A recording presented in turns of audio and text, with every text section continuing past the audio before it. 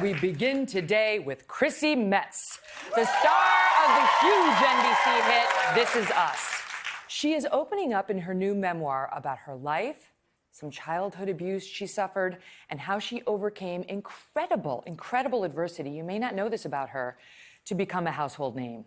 From a difficult childhood to struggling as an actor with just 81 cents in her bank account, this is Chrissy Metz. Take a look. Chrissy Metz has become a household name, beloved on screen and off. Big three!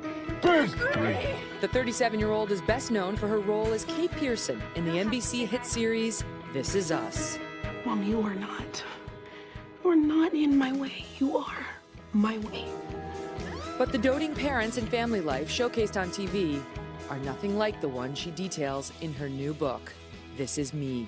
Chrissy describes a difficult childhood, estranged from her father, raised by her mother and stepfather in Florida. For years, she says, she was physically and emotionally abused by her stepfather. By 2005, Chrissy was in Los Angeles pursuing a career in acting. For 9 years, she worked at a talent agency and finally got a break in American Horror Story Freak Show. Nice to meet you. Chrissy had just 81 cents in her bank account when she was offered the role of Kate on This Is Us. I would love that. Thanks. Yeah. A Hollywood ending that, for this actress, is just the beginning. Chrissy Metz's book is This Is Me, Loving the Person You Are Today. Please help me welcome Chrissy Metz!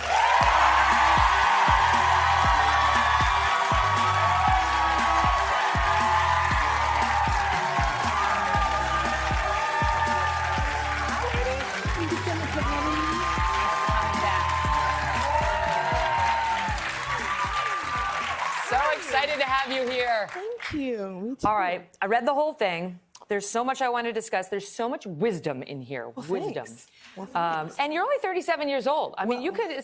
This could have been written by a 77-year-old with all the life lessons you've already learned. Well, you know, we all have our own journeys, so. But thank you. But it's raw. I mean, you write openly in here about you've never revealed this stuff before. That these are secrets you have not told publicly. Yeah. And so you decided to talk openly about the abuse you suffered as a child. Why? Why was that important to do? Because I came on the other side of it, and it's so much about forgiveness, and you have to forgive the perpetrator for yourself, and then something like amazing and miraculous can happen where they realize that what they did, you know, I believe that people know not what they do, and when they know better, they do better. And so when you can start to forgive and then they can realize and accept responsibility for their actions, it sort of just kind of comes full circle, and that is what happened. So it starts with you were raised in Gainesville, Florida, right? In Japan, yeah. Okay, in Japan a little bit, right? Yeah. And so your biological dad, Mark, basically has nothing to do with you. Yeah, we don't have a relationship currently. We sort of tried to establish one, but I didn't know if it was based on he actually wanted to have a relationship, and so or you became a big star, right? Which is something that I'm still, you know, sort of contending with in a way that I would love to have a relationship with him. He not only is a human being, but he's my father, and he's gregarious, he's smart, he's really a great guy. But just because he's my father doesn't mean I have to have a relationship with him. You've tried. I mean, I have tried. You talk in the book about sending him your high school graduation announcement, and what happened? Yeah, it was return to sender, which, you know, you could say, oh, you know, who knows what happens in the mail. But people do and spend time and, you know, spend money on what's important to them and call people because they want to speak to them. So right, because when you got married, you also just reached out to say, I'm getting married. If you want to help a sister out? Yeah, right. Right. He hadn't. Because he hadn't, right? Yeah. So yeah. And what happened there? I didn't receive a response. So there were all of these things that happened that I was like, oh, okay, maybe he doesn't want to have a relationship with me. But then you became a star. Then you get on This Is Us. Right, and so then my sister and he were sort of rekindling their relationship. And so I went over to his house for, you know, the holidays. And sort of the second question he asked, aside from how are you, is how much money do you make on the show? And I was like, no, like, and maybe that's his way to communicate, and he didn't know what to say, right? So what was my part? My part was that I could be gracious and I could be understanding and know that if he knew better, he would do better. And so I can't take it personally, and I can't blame him for it, because we're all on our own paths and our own journeys, and you're still standing. I mean, you write in the book that yes, of course, yeah. There's a great line in the book where you write you knew he was looking at you asking how much are you worth, and you're thinking, I'm worth as much as I was when I was 8 years old and you abandoned me. Right. So then your mom remarries a guy named Trigger, with whom you now have a good relationship, and you got to a healing place. We'll start with that. Yes. But to ignore the abuse that you suffered at his hand would be a disservice to what you write in the memoir. Yeah, it's important to talk about it because so many people who have experienced these kind of traumas don't know how to talk about it, don't know who to talk to, don't know what to say. I mean, it's just difficult. And I even had a really hard time because I was like, is this important? I don't know if this is really personal. I never want to throw anybody under the bus. That was never my intention. But my intention throughout the book was that everyone always asked, how did you get here? And so I had to go back in the past and sort of relive that in a way that it could help people move into their future. So that's why I told the story. And you've always been so open about your weight and what it means to you and doesn't mean to you. And you wrote in the book, speaking of the abuse, I've never ever talked about these secrets. That pain is still there, so close to the surface. I believe that pain is still in every pound that is still on my body. Sure. So Sure.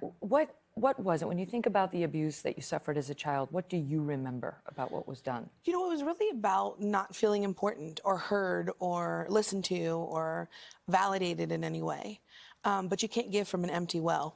So when people don't have anything to give, you can't. And I do understand the circumstances in a very different way now that I've gone through a spiritual journey and I'm now 37 years old.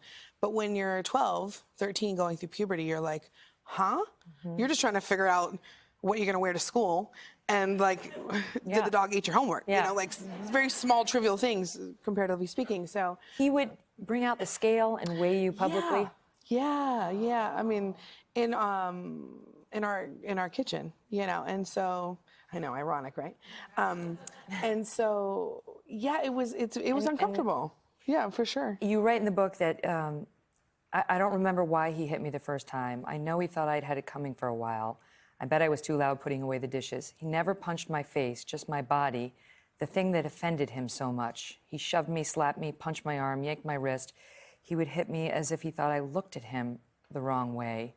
And it got so bad, you said there was one point at which you looked at him and said, if I had a gun, I thought I would shoot you. I contemplated putting that line in the book forever, especially in this current climate, right? So I was like, oh gosh, I don't know if it's appropriate. But when you're so angsty and scared and frustrated and misunderstood, I didn't know where to go from that. And feeling powerless as a young person. So at 12 years old, and I mean, I of course would never ever say such a thing ever and never mean it. But you don't know how to express yourself, I don't think, at 12 and 13 years old. So. Well, and to me, as the reader, it brought home your powerlessness, your sense of frustration. Right, that's and just not knowing what to do with the obvious anger you were feeling in response to all he was doing. I want to tell the audience that we did reach out to Trigger. That's Chrissy's stepfather. He responded by saying, I love her like I always have. And I love him. That's why it was so important to tell this story. You've gotten to that place. We've gotten to that place. Because as you write, and as I agree, forgiveness is a gift you give to yourself. Absolutely. Yourself. We also reached out to Mark Metz, who's Chrissy's biological dad, for comment. He also did not respond to us, if it makes you feel any better. He blew us off, too. Busy. It's fine. It's fine. He might have been busy. He did speak to the Daily Mail, which is like that. He did. He was available. They're such lovely people. The Daily Mail. This has happened to you. This has happened to me too. They show up at your loved ones' homes and claim they're writing a really nice article about you and try to get them. To you? Oh yeah. I don't feel bad. Oh, they're truly terrible. They're terrible. My poor mom is like, oh, you're writing a nice article on Megyn. I'm like, Mom, no, don't speak to them. They came to every single one of my sister's homes. They got my ex-husband, who was completely clueless, like, hi, oh yeah, we had a great marriage, we were still friends, and like, kill or be killed. Anyway, Apparently, they managed to get your dad, Mark, to the Daily Mail, and he said, "Did I abandon her? No, I didn't abandon anybody. If she never contacts me, that's her business." So, for the record, that's what Mark said to the Daily Mail. We can sit with that for a minute. Okay. Hello, Today fans. Thanks for checking out our YouTube channel. Subscribe by clicking that button down there, and click on any of the videos over here to watch the latest interviews, show highlights, and digital exclusives.